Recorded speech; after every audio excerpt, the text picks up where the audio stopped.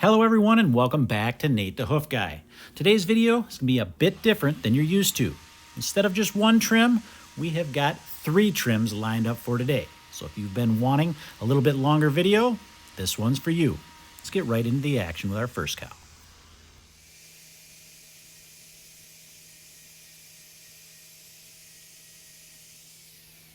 This first one, she's got a defect high in her white line. You've seen me work on these multiple times, so I'm just going to let this footage play and you can watch me work.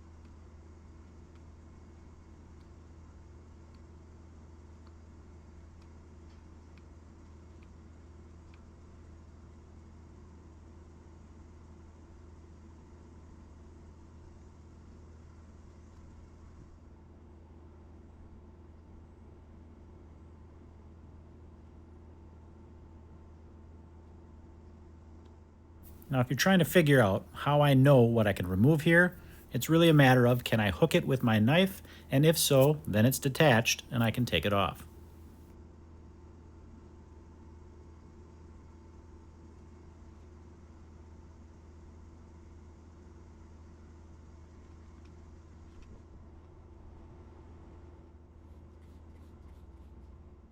Now, this particular problem isn't very large, but it's still uncomfortable for the cow, and we still need to take the same amount of care working on these small ones as we would on a larger disturbance.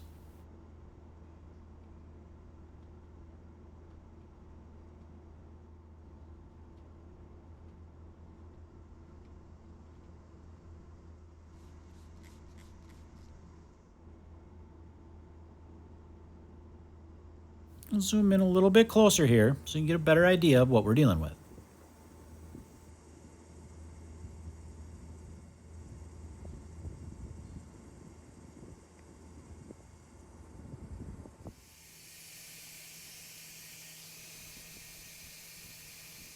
And yes, even though that disturbance is pretty small, we are going to still use a rubber block to elevate that injured claw.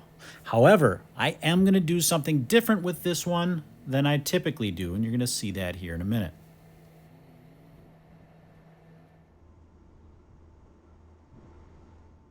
And there it is, a blue wrap. Okay, I know, it's not that big a deal. I happened to find some blue wraps when I was cleaning out my shed from back when I was going through a blue phase, but anyway, let's move on now to our next foot.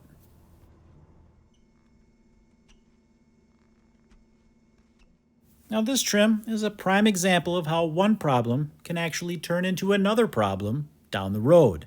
You'll see what I mean as we get going here.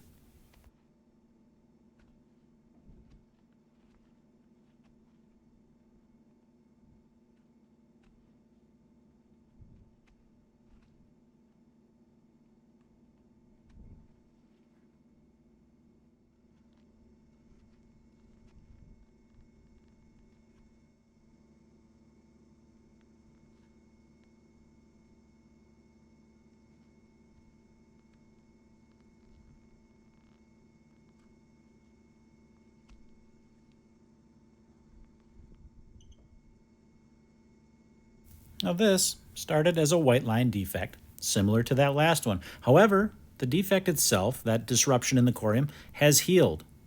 But what didn't heal, or what is now the problem, we're going to uncover here shortly.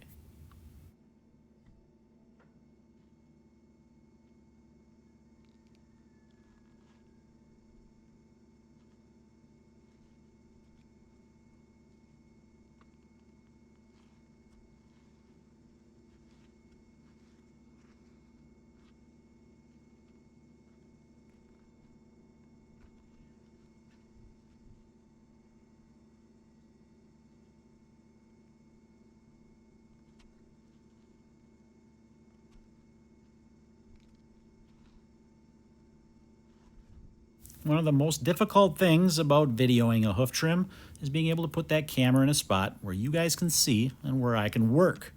In this case, I've actually got this camera set up in between myself and this foot, and I'm trying to work around it. And I'm not doing anything here to sacrifice the quality of this trim, just making it a little more difficult to work so you guys can see what I'm doing. But we'll pull it off.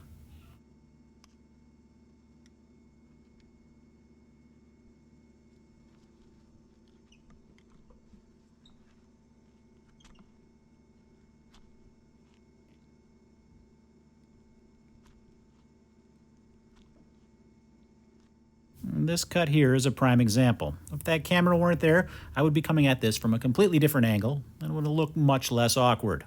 However, I want you to be able to see what I'm doing, so that's why I position it the way I did.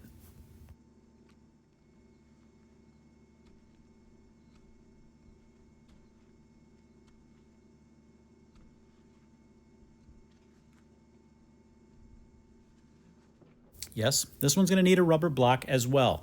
In a minute, we're going to zoom in here, and you're going to see why as we zoom in to that heel bulb area.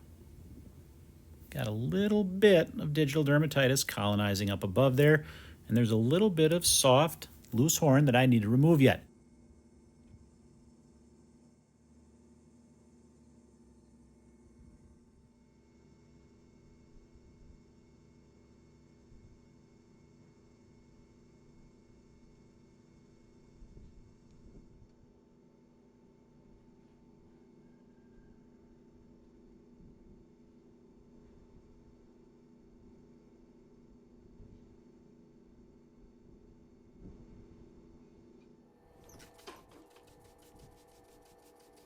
A thorough spray down, salicylic acid wrap, and this girl's done as well, and we'll move on to trim number 3.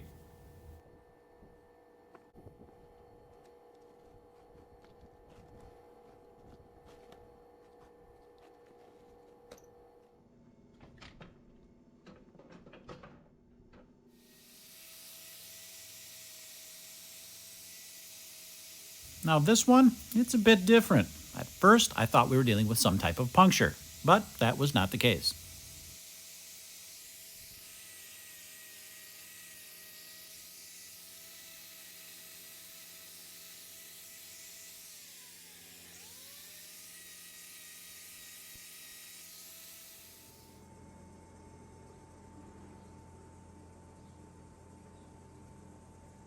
You can tell here, based on this location, why I thought it might have been a puncture. It's more in the solar region, not really associated with the white line, or didn't appear to be, but within a couple of knife swipes, it becomes obvious that this is actually an ulceration in that white line. Now, this is not a common spot to find ulceration, but when you do find this and it's associated with lameness, we know that this is going to go all the way to the corium. We're not going to just simply do a few knife swipes and have this disappear. This is going to be the source of that problem. We have to work our way all the way in and find that source. Now, what causes this? This is pedal bone related. This is that bone inside the foot that transfers that weight typically to the outside wall of the hoof. That's what's causing this. Unfortunately, in this case, that weight's being transferred to the corium instead, and that's why we see this.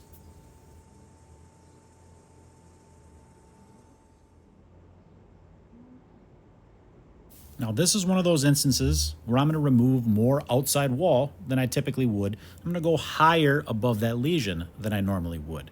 Why? Because this is an obvious situation where that weight transfer is not happening like it's supposed to.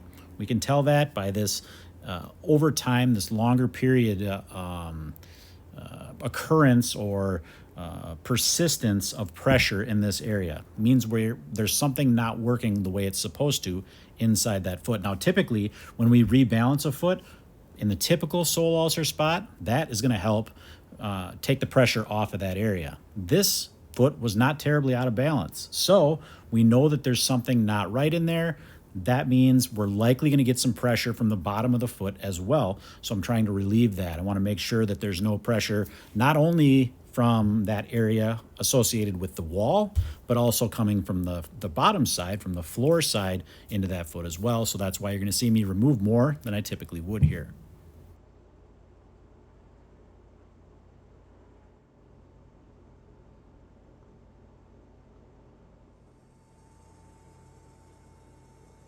And here you can get a better visual of what I was talking about earlier. You can see how I've moved that up much higher, taking the pressure off from all sides of this particular area.